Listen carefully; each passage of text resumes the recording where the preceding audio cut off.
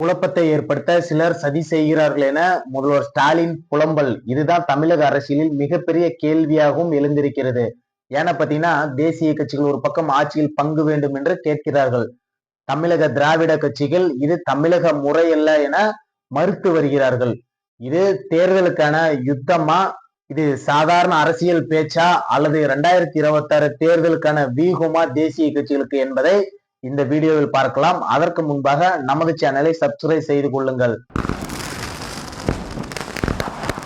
அனைத்து தமிழ் நெஞ்சங்களுக்கும் அன்பு வணக்கம். தமிழகத்துல கடந்த 50 ஆண்டுகளாக திராவிட கட்சிகளே ஆட்சி செய்து வந்தாலும் கூட்டணி கட்சிகளுக்கு ஆட்சி அதிகாரத்தில் பங்கு கொடுத்ததில்லை என்பதுதான் உண்மையும் கூட.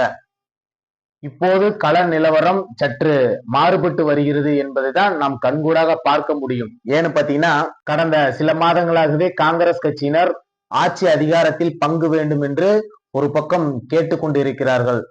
இதனுடைய தாக்கம் என்பது நடிகர் விஜய் அவர்கள் கட்சி தொடங்கியதில் இருந்து அவரது உச்சபட்ச கோரிக்கையே ஆட்சி அதிகாரத்தில் பங்கு என்பதுதான்.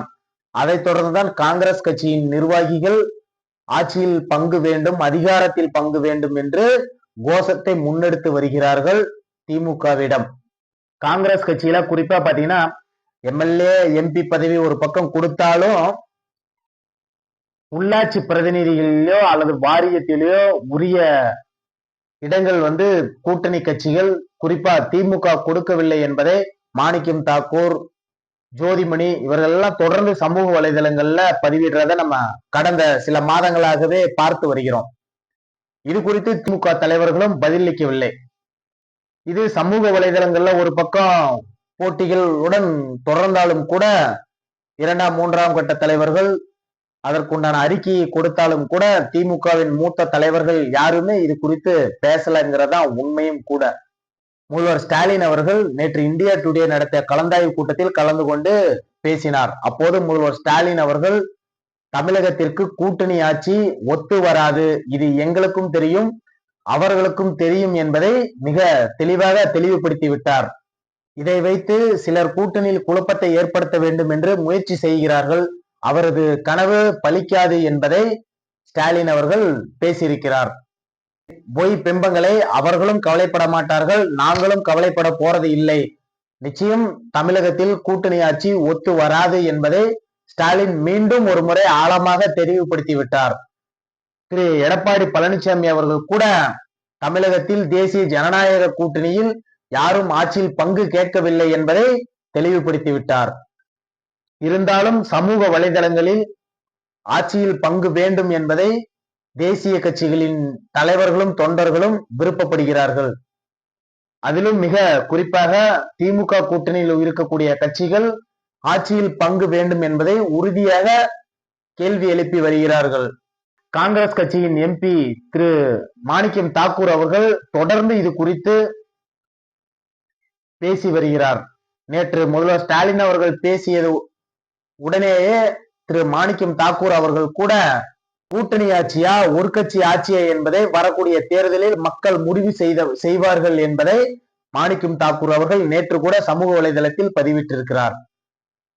ஜோதிமணி அவர்கள் கூட பத்திரிகையாளர் சந்திப்பில் கூட்டணி ஆட்சி என்பது மக்கள் முடிவு செய்ய வேண்டியது, இது முதல்வர் ஸ்டாலின் அவர்களின் சொந்த கருத்து என்பதை பேசுகிறார்.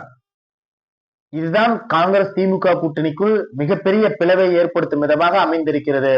காங்கிரஸ் கட்சியின் தமிழக தேர்தல் பொறுப்பாளர் கூட கூட்டணி ஆட்சி வேண்டும் என்பதை தெளிவுபடுத்தி விட்டார். ராகுல் காந்தியின் ஆலோசகர் பிரவீன் சக்கரவர்த்தி அவர்கள் கூட தமிழகத்தில் கூட்டணி ஆட்சி மலர வேண்டும், இந்தியாவில் பல மாநிலங்களில் கூட்டணி ஆட்சி நடைபெற்று வருகிறது, தமிழகத்தில் மட்டும் எப்படி கூட்டணி ஆட்சி ஒத்து வராது என்பதை காங்கிரஸ் கட்சியின் பொறுப்பாளர் கிரீஷ் அவர்கள் கேள்வி எழுப்பியிருக்கிறார். அது மட்டுமல்லாமல் மாணிக்கம் தாக்கூர் அவர்கள் 2006 மைனாரிட்டி அரசாங்கம் திமுகவிற்கு அமைந்த போது காங்கிரஸ் கட்சி வெளியிலிருந்து ஆதரவு கொடுத்தது. அப்போது கூட்டணி ஆட்சியில் பங்கு கேட்காது காங்கிரஸ் கட்சியின் மிகப்பெரிய தவறு என்பதை சுட்டிக்காட்டும் விதமாக தனது சமூக வலைதளத்திலும் பதிவிட்டிருந்தார். அப்போது தேசிய அளவில் திமுக காங்கிரசுடன் கூட்டணியில் ஆட்சி அதிகாரத்தில் பங்கெடுத்தது. ஆனால் தமிழகத்தில் காங்கிரஸ் கட்சி அதிகாரத்தில் பங்கெடுக்கவில்லை என்பதை சுட்டிக்காட்டும் விதமாக தனது பதிவில் குறிப்பிட்டிருந்தார். இதற்கு முற்றுப்புள்ளி வைக்கும் விதமாக தான் திரு ஸ்டாலின் அவர்கள் நேற்றைய பேச்சில் அவர் தெளிவுபடுத்தியிருக்கிறார்.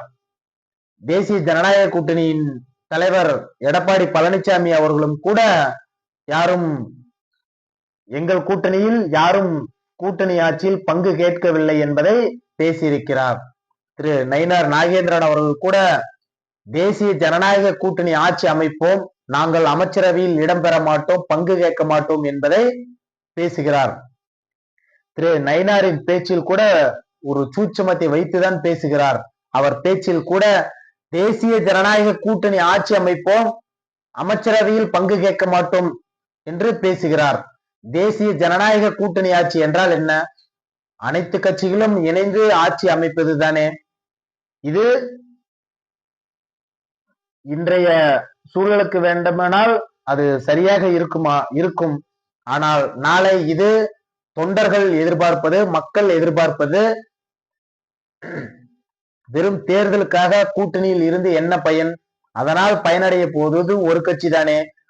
அதனால் வாக்கு பெறக்கூடிய அந்த ஒரு கட்சிக்கு இணைந்து பங்காற்றக்கூடிய அனைத்து கட்சிக்கும் அமைச்சரவையில் பங்கு பெற வேண்டும் என்பதுதான் மக்களின் எண்ணமாக இருக்கிறது என்று காங்கிரஸ் கட்சியின் மேலிட பொறுப்பாளர் கூட பேசக்கூடிய ஒரு சூழல் அமைந்திருக்கிறது. இது தேசிய ஜனநாயக கூட்டணி இருக்கக்கூடிய கட்சிகள் டிடிவி ஒரு பக்கம் அமைச்சரவையில் இடம்பெறுவோம் என்று பேசுகிறார்.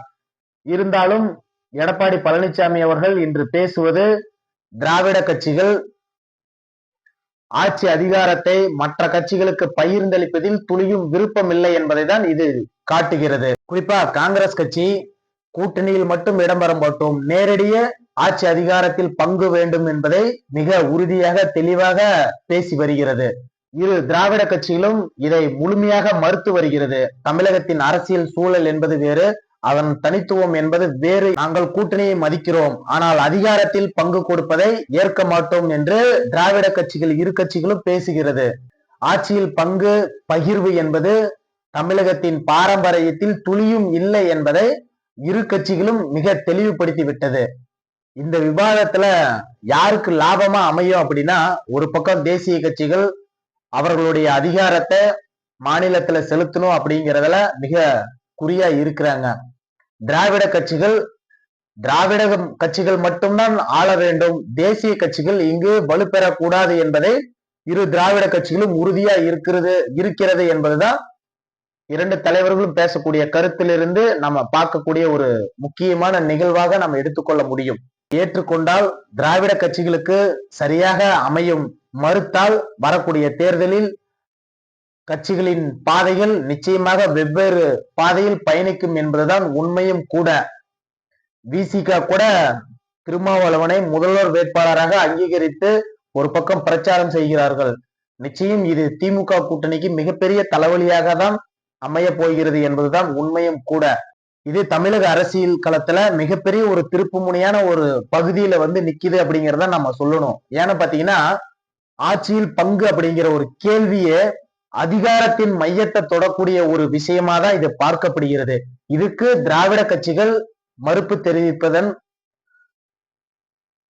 நோக்கம், அதிகாரம் என்பது தன்னிடம் மட்டும்தான் இருக்க வேண்டும், எக்காரணத்தை கொண்டு மாற்று கட்சிகளிடம் தேசிய கட்சிகளிடம் சென்று விடக் கூடாது என்பதில் இரு திராவிட கட்சிகளும் மிக தெளிவாக காய் நகர்த்தி வருவது நாம் இதன் கண்கூடாக காண முடிகிறது. காங்கிரஸ் கட்சியின் தமிழக தலைவர் செல்வ பெருந்தகை அவர்கள் கூட கூட்டணி விரிசல் ஏற்படுவதற்கு வாய்ப்பில்லை.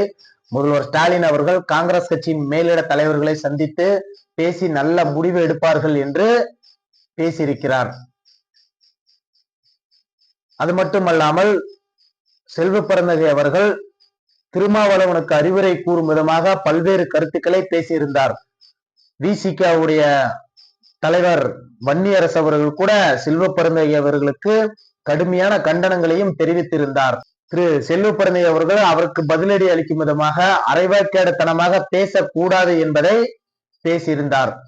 இது ஒரே கூட்டணியில் பயணிக்கக்கூடிய இருவேறு கட்சி தலைவர்கள் முட்டல் மோதல்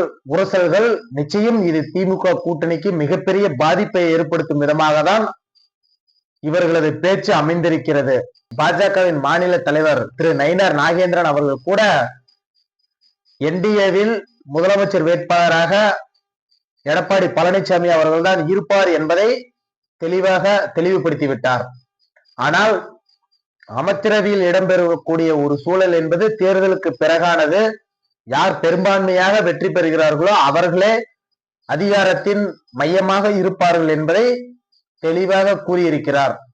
இப்படி ஒரு பக்கம் இருந்தாலும் தேமுதிக ஏனோ எந்த விதமான முடிவும் எடுக்க முடியாம இருக்குதுங்கிறத நம்ம பார்க்க முடியும்.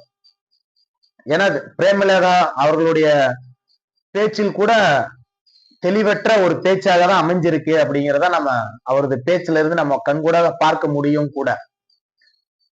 சமீபத்துல மாநாடெல்லாம் நடத்தி கூட்டணி அறிவிக்கிறோம் அப்படின்னு சொன்னாங்க, அறிவிக்கல. விரைவில் அறிவிக்க போறோம் அப்படின்னாங்க, இன்னும் அறிவிக்கல. அதுக்கப்புறம் விருப்ப மனு தேமுதிக சார்பில் கொடுக்கறோம்னாங்க, கட்சி ஆபீஸ்ல யாருமே இல்லை, வெறிச்சோடி காணப்பட்ட ஒரு சூழல் நம்ம பார்த்தோம். கடந்த 2 நாட்கள்ல 500 பேர் விருப்ப மனு வாங்கியிருக்காங்கிற ஒரு செய்தி வருது. இது உண்மையா பொய்யாங்கிறது அந்த கட்சியின் இருக்கக்கூடிய தலைவர்களுக்கு தான் தெரியுமா என்றாலும் கூட திமுகவுடைய அமைச்சர் ராஜ கண்ணப்பன் அவர்கள் கூட 2 கட்சிகளிலும் நீங்க தேமுதிக கூட்டணி பேசுகிறார்கள் என்பதை போட்டு பொதுவெளியில் போட்டு உடைத்து விட்டார் என்பதுதான் நம் கண்கூட பார்க்க முடியுது. அது மட்டும் இல்லாம ராஜ கண்ணப்பா அவர்கள் ஒரே கூட்டணியில் இருக்கக்கூடிய கட்சியிடம் எங்களுக்கு இத்தனை சீட்டு தர வேண்டும் என்று கேட்டால் பரவாயில்லை, அங்கேயும் ஒரு பக்கம் பேசிக்கொண்டு இங்கேயும் ஒரு பக்கம் பேசிக்கொண்டு இருந்தால் இது சரியும் அல்ல நியாயமும் அல்ல என்று பேசியிருக்கிறார் ராஜ கண்ணப்பன் அவர்கள். எதை எப்படி இருந்தாலும் 2 கூட்டணிகளிலும் ஆட்சி அதிகாரத்தில் பங்கு என்பதை இப்போது மிக வீரியமாக பேசி வருகிறார்கள். இது 2 திராவிட கட்சிகளுக்கும் மிக முக்கியமான தேர்தல் காலகட்டமாக இருக்கிறது. ஏனென்று சொன்னால் ஒரு பக்கம் எதிர்கட்சியான அதிமுக ஆளுங்கட்சி ஆவதற்கும் ஆளுங்கட்சியான திமுக மீண்டும் ஆளுங்கட்சி ஆவதற்கும் நிச்சயம் தமிழகத்தில் கூட்டணி கட்சிகள் தேவை. இதை 2 கட்சி தலைவர்களும் உணர்ந்து கொண்டால் சரி, இல்லை என்றால் தமிழகத்தில் 3வது வாய்ப்பாக திரு விஜய் அவர்கள் ஒரு பக்கம் இருக்கிறார். இது திமுக அதிமுக இரு கட்சிகளுக்கும் மிகப்பெரிய தலைவலியான ஒரு விஷயமாக தான் அமைந்திருக்கிறது. எப்படி இருந்தாலும் தேர்தல் முடிவுக்கு பிறகு ஒருவேளை மைனாரிட்டி அரசாங்கம் அமைந்தால் நிச்சயம் 100% தமிழகத்தில் கூட்டணி ஆட்சி முறைதான் என்பதை நடந்தே தீரும் என்பதுதான் உண்மையும் கூட. வரக்கூடிய தேர்தல் சமயத்தில் மக்கள் எது போன்ற ஒரு முடிவை கொடுக்கிறார்கள் என்பதை பொறுத்திருந்துதான் கூட்டணி ஆட்சி என்பது முடிவாகும். நன்றி, வணக்கம்.